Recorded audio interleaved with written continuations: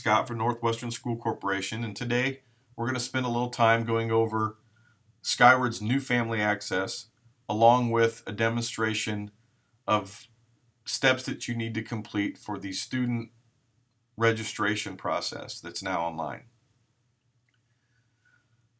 Skyward's family access has a new look.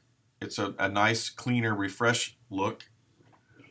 And over on the left-hand side, you see all of your links that have been here in the past, with the exception of registration, which is now available. In the center of the screen, you have the message area, and this is where any messages or announcements would be entered, and you would have a list of those.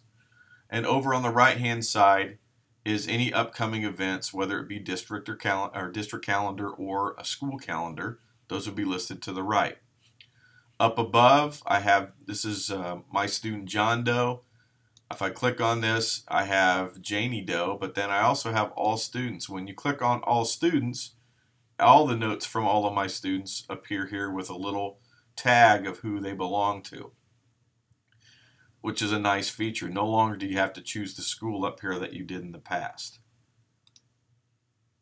Over on the top right is your name. Under My Account, you can change your username and password at any time. You can contact us via email through Family Access. You can look at email history and then exit when you're ready to leave. For today's demonstration of Register High School, I will mention that for each school, the elementaries are the same, but for you may have changes in the steps or different things that you may need to complete depending upon the building that your student is registering. For the high school, I'm going to click on this and notice John is my high school student. It gives you a brief introduction of the registration process. I'm going to go ahead and click on John, and up pops up the first screen. Over to the right are the steps that you need to complete. In this case, there are 11 steps. In the center section is the information that you can review and make changes to and complete.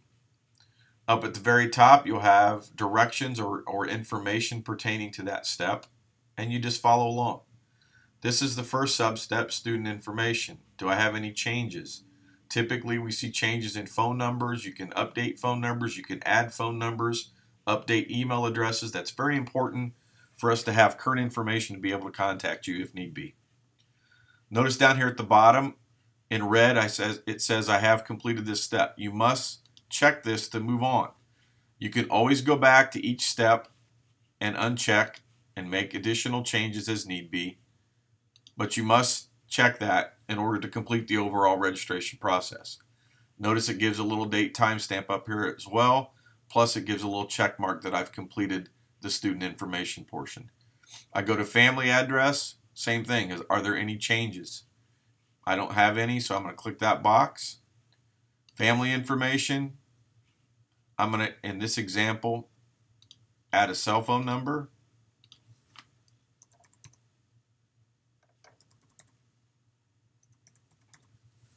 And I've now updated this screen. Notice it's in bold, tells me anything bold, they're currently waiting for approval by the district.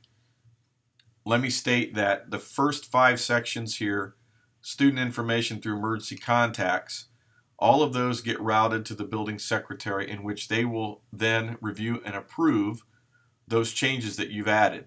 Any approvals, once it's been approved, any changes will go directly into Skyward immediately.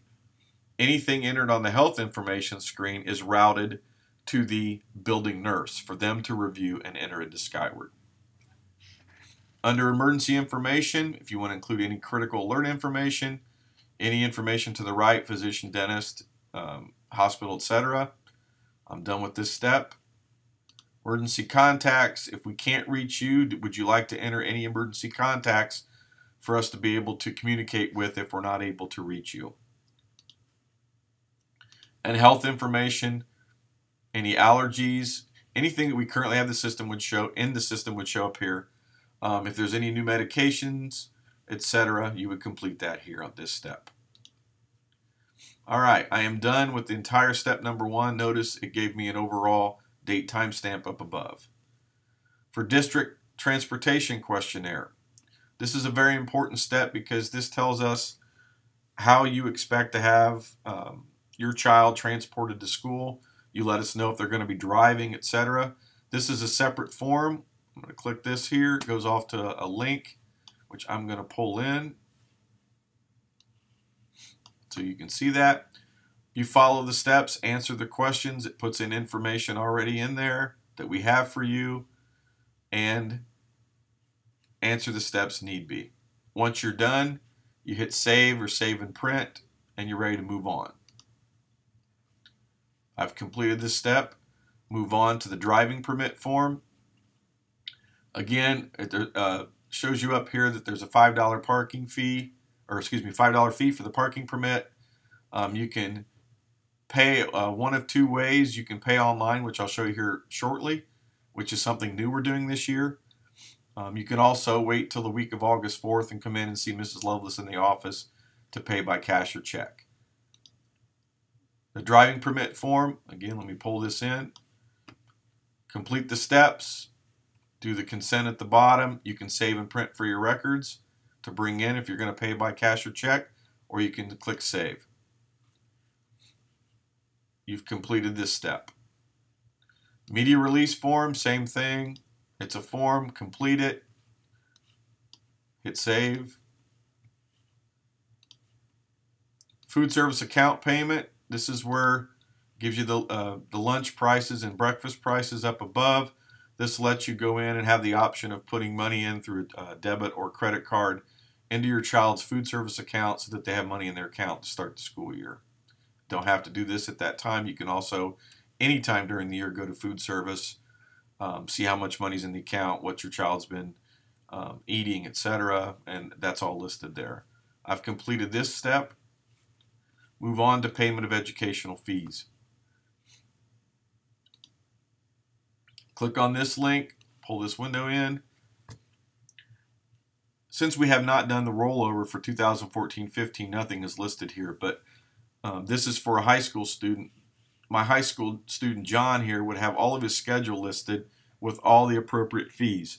I want to mention here for elementary, it is different this year than in years past, whereas in years past it would send you to a different web link and you would pay just an overall price for 3rd grade, 5th grade, 6th grade, whatever your student, whatever grade your student was in. For this year, it's going to be set up just like high school, middle school. It will take you to this screen, but all of the courses that student has would be listed here. So for instance, for a high school student, you might see Algebra 1. It will give you the associated fees, Biology 1, etc.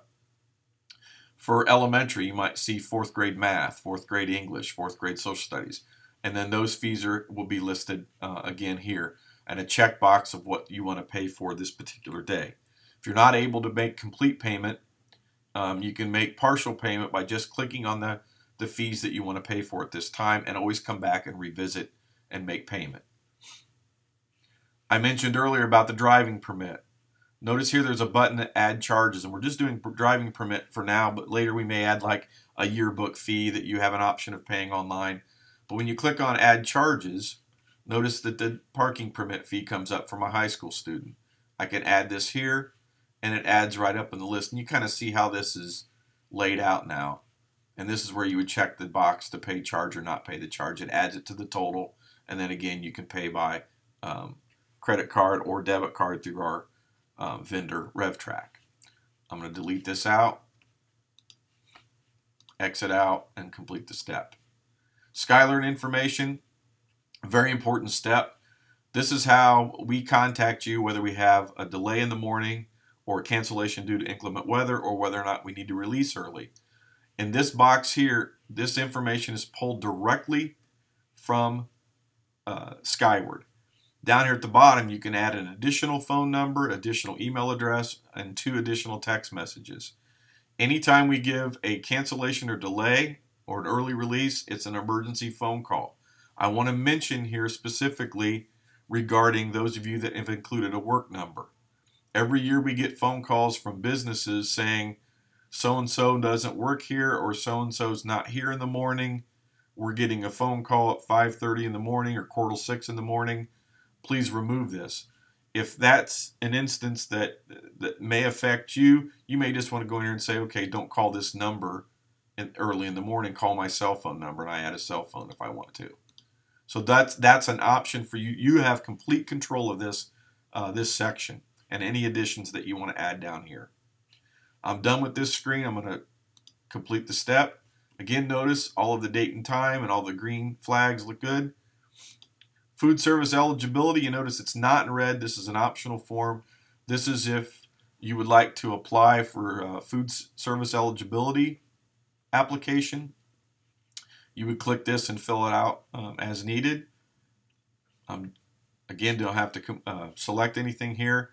And then the last two sites takes you out to the Northwestern Athletic website with a link.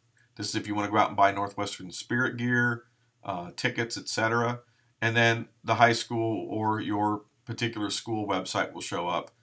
We are making a change for 2014-15 that we're going to have a new look on all of our school websites as well.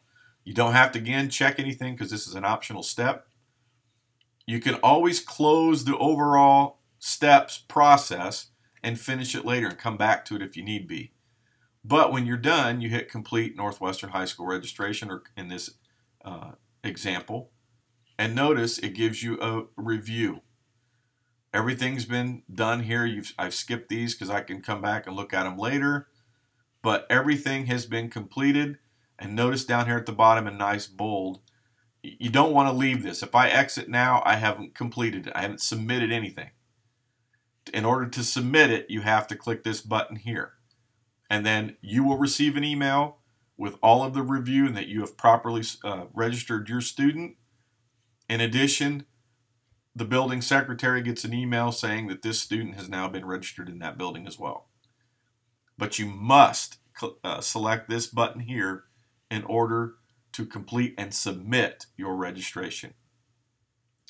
If you have any questions, please click this Contact Us button at the top. But I hope this gave you a little bit more of an overview, not only of Skyward's new family access, but the registration process as well. I'm just going to click this here to show you that you would go through the same process for Janie. That concludes this little demonstration. I appreciate your time. Have a great and restful remaining of the summer.